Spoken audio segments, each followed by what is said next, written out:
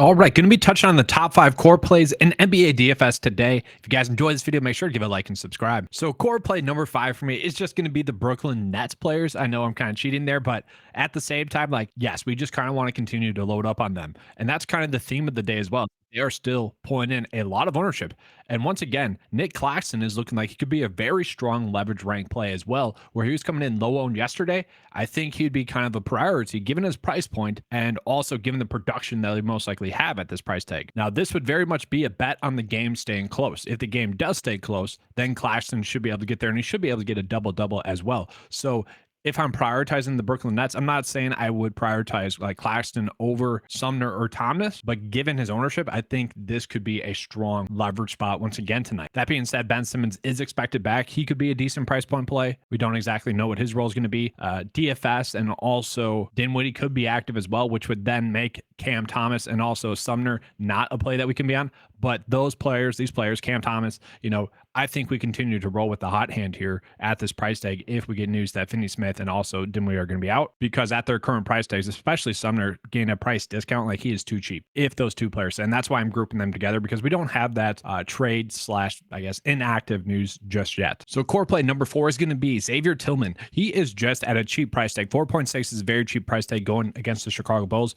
Maybe we'll get the potential for maybe possible foul trouble, but he has been someone that's been able to stay out of foul trouble. And if we look at it, we haven't projected to get 28 minutes. That's going to be because Steven Adams is currently ruled out and Tillman is expected to continue to start. If we look at both Fanduel and DraftKings, he is popping up as one of the better value price point plays across the board. The thing on Fanduel is he's gaining a little bit more ownership there because he has multiple position eligibility, power forward and center, which does open up a lot on the slate. And I would agree, maybe a little bit too high on there at 41%. I would say probably 30, but the multiple position eligibility is kind of huge on FanDuel. So it does make sense that he's pulling in that ownership, but he's going to be a strong price point play today with Steven Adams ruled out if he is a starter. So just a reminder, like, be in the Discord chat before lock. Link to that's in the description below.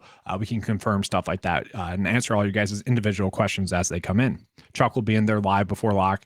You guys have been watching the live streams on there. You guys know who Chuck is. So I was deciding between D'Angelo Russell and Jamal Murray for the core play number 3 spot. And I kind of decided to keep D'Angelo Russell off of this. He'd be an honorable mention for a core play, but I really like Jamal Murray tonight. Jamal Murray has just been, on a tear recently. His last 3 games, 62, 54, 48 DK points. Now, yes, at some point that has to come down. I just don't think that's going to happen today against Minnesota. We look at the last time he played Minnesota, 41 DK points. And really, he's been over 40 DK points in all but one game over his past 8 games. So Jamal Murray in a high scoring game should be able to go off. The only issue that we have is that this game has the potential to be a blowout, but it is going to be a higher scoring game. And we are getting him at kind of a lower ownership than I would have thought when I was starting the day. So he is someone that I think will go for 40 DK points. As it sits right now, he is someone that I will be looking at to put into my builds. Now, as the day progresses, maybe we get news that he sits, we can adjust and whatnot. It feels like the obvious play on the slate is going to be core play number 2, which is going to be Brandon Ingram. Okay, Brandon Ingram is just at such a cheap price. It doesn't really make sense. We can see since he's been back from injury, he has gotten a full allotment of minutes. Sure, they started him off kind of slow, 26, 29,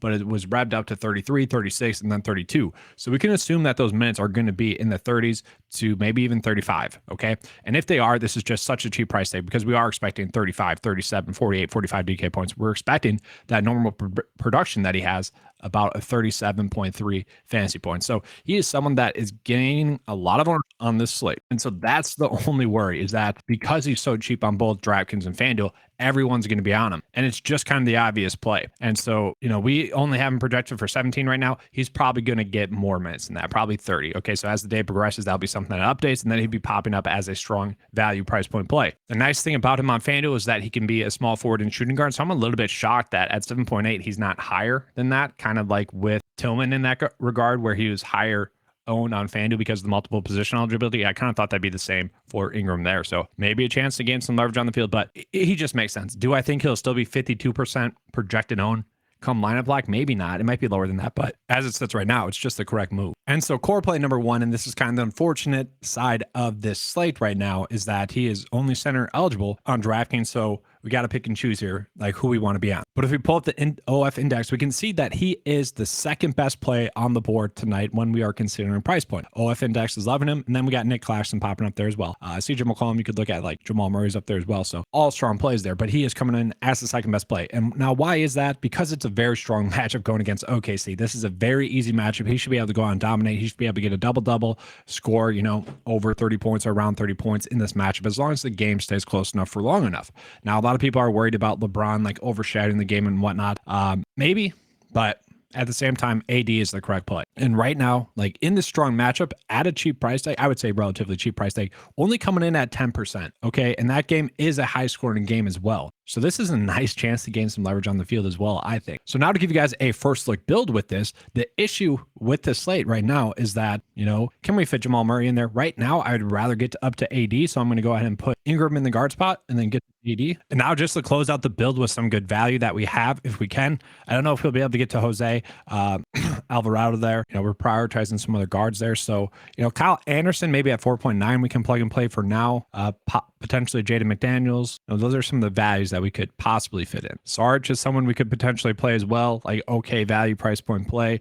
If we do that, then we have a lot to fit in a stud. Maybe Ben Simmons, that's okay. And sure, for now, we'll go with that. Obviously, this is going to adjust throughout the day. It is a little bit more difficult lineup process-wise, so I'm hoping that we get some really good injury value-based news to make the first look build a much stronger build today. But that's all for today's video. Just to remind you guys that all the tools that you saw in this video just had the model pulled up for the most part, but there's other NBA tools in there, the lineup optimizer as well.